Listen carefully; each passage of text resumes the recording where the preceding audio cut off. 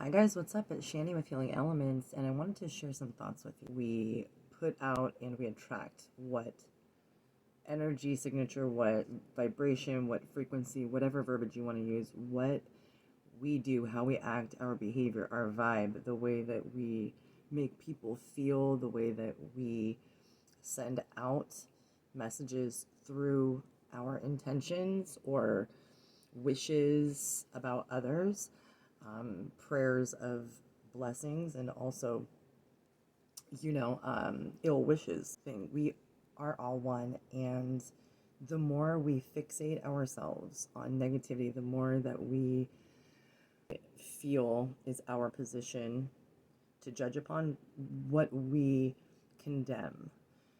The more that we condemn, what we judge, we then become. What we give a piece of, we get a piece back to eat for ourselves. We put out, we receive in an equal nature. The equilibrium is balanced in that sense. So, the more we fixate, the more we condemn, the more we judge, the more that we devalue others, the more that we don't act with integrity and treat others with dignity despite their choice of belief or choices in general in this lifetime, the more that we reduce ourselves to judging and a thinking and thought pattern that is obsessively of the condemnation type, you are looking down upon, you are critiquing things deliberately accusatory nature, the more that we reduce ourselves to that kind of thought patternization, we reduce ourselves to the same conscience, we receive the same level of that fixation within our own consciousness. We therefore inhabit the energy signatures. A certain type of energy signature, when we choose to condemn or speak with condemnation and preaching, sales bully tactics to get somebody on their side or to believe or to. When we teach, when we allow the person that we are, our student or somebody that we are teaching, when we allow them the unconditional patience of finding their own answers by way of setting forth questions that make the individual ponder their own path and consciousness, because these are very similar approaches. Preaching and teaching both can be done in detrimental ways and uplifting ways that will change somebody's life. And I think that when we condemn, when we judge, we inherit a little piece of what we serve, right? And when we preach, we try to coerce somebody into believing what we want them to believe, or anything in general.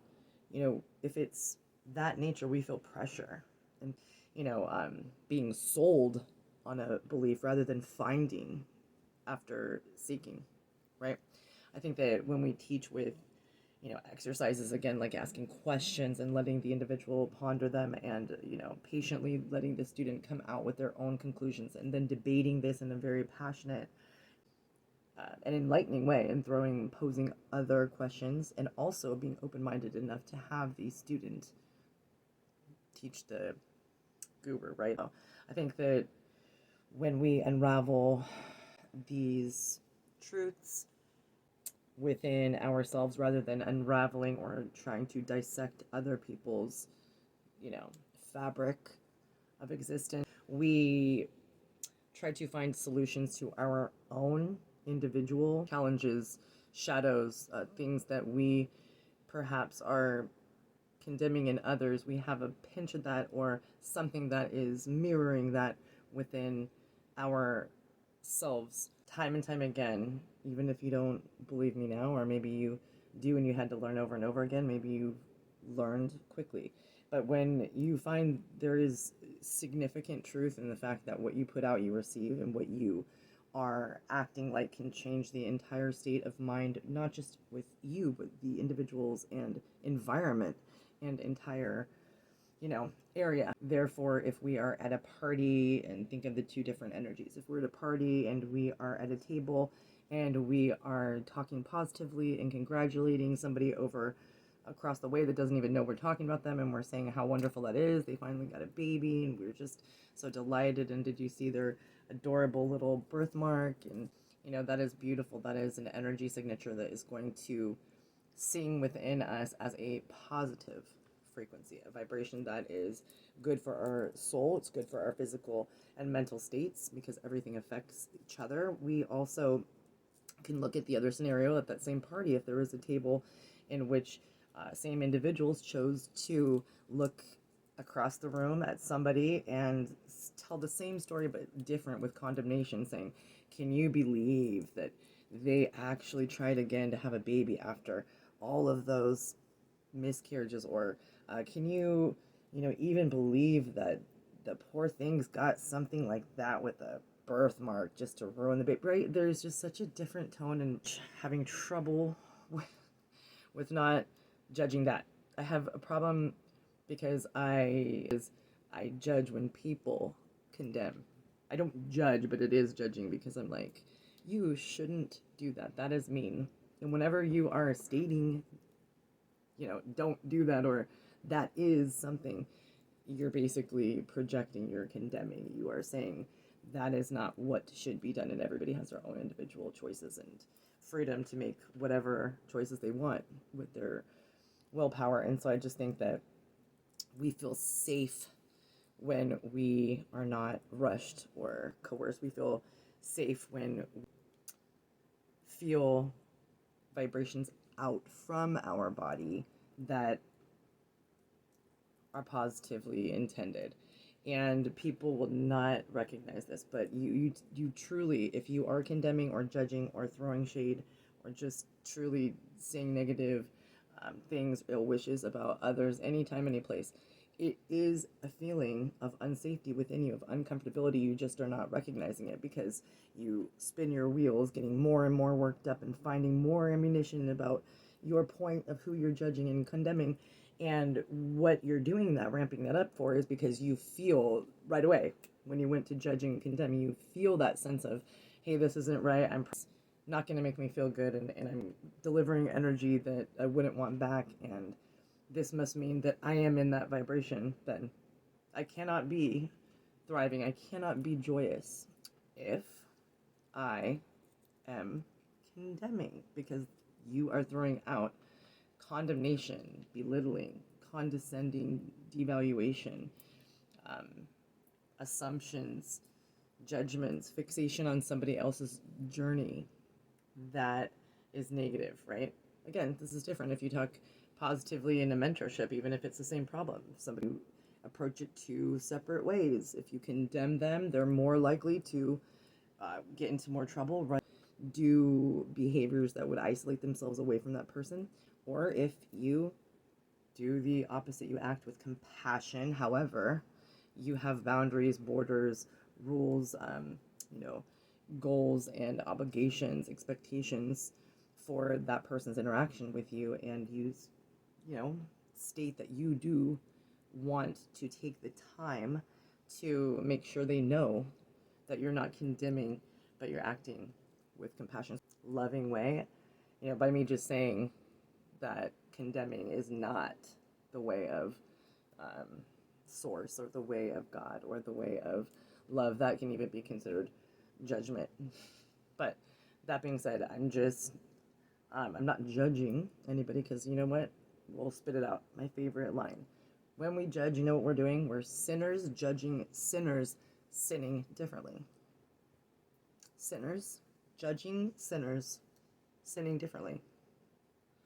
Hey, when we condemn, when we judge and put that energy signature of making somebody feel negative based on what only the person that is judging and condemning their opinion is, because one individual can only speak at a time. Yes, you can scroll through comments and look through whole bunch of comments on the internet, but you're looking at one at a time, you know. And basically somebody, each individual has their own personal right to look at any scenario in whatever way they want. The only thing is, if it is something that is in a judgmentally negative or condemning, a say harassing or bully mentality way, where you're not just roasting or joking about this person, you're basically saying, you know, go kill yourself. Things like on the internet, spreading people's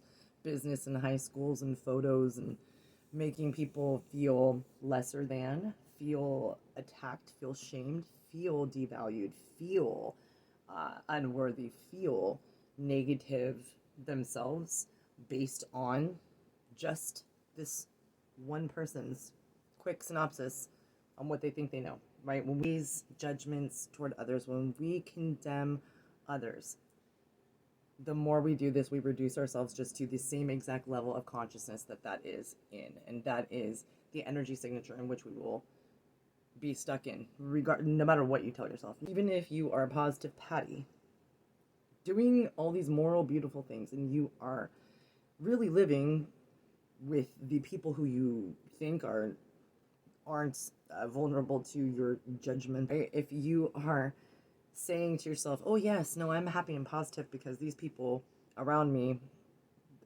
because they don't meet my criteria for judging negative, you know, if you tell yourself that you are allowed and won't feel any of the, again, the vibrations that are being sent out and attracting back to you, that is false. Because what happens, no matter what, is even if you are in your dome of existence, everybody has their own existence. Everybody sees perspectives that are different than other people, have opinions that are different. But if you remain positive, go to church, and you give charity, and you bake every week for some homeless people, right? But then I don't know what, let's say them swear or something, and you go around the corner and you start talking to your PTA moms, and you're like, oh God, I wonder what household he comes to. That kid is just the worst, right? Like, you see those season? I'm just Mars and Aquariusing out, just kind of feeling like Justice League. Trying to square back to the point, like let's say in that example where you serve the homeless or people who are lesser than financially, something like that.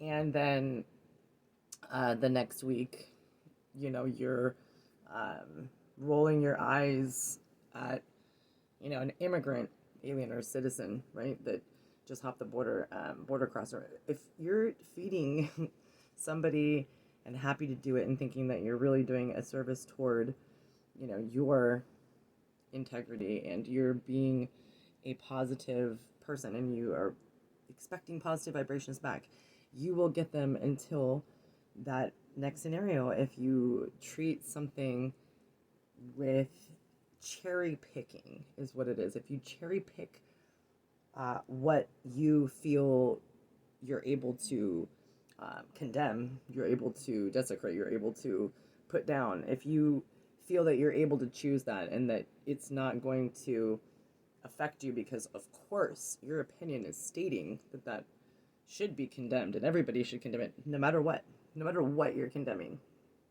It's true. I really had a hard time with that one, because it's like, even if you're condemning murder, in my opinion, my spiritual journey, that's just the way it is. I think that thou shalt not judge is in the scriptures for a reason. I think that vibe about focusing on your own individual journey, I think,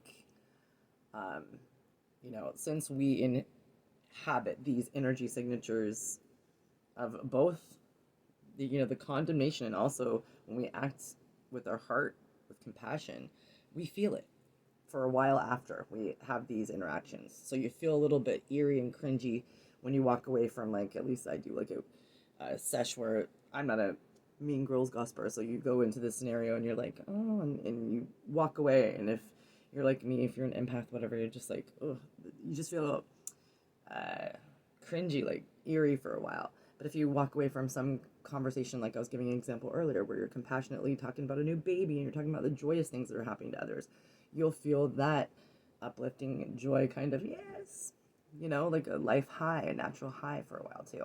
So I think that when we condemn and when we judge, we inherit these energy signatures for a while. It depends on you and your being, how long, in fact, that energy stays with you. But if you are, again, constantly doing something, if you're constantly being positive and giving and trying to reflect about yourself and trying to unravel these issues and catching yourself even when you judge, that's big. That is, that is growth, and that is feeling safe when we are able to realize that every single decision that we make to act in a compassionate or a condemning way will affect our own well-being in our own journey, whether or not we want to change the game or change the rules or not. It's universal rule. That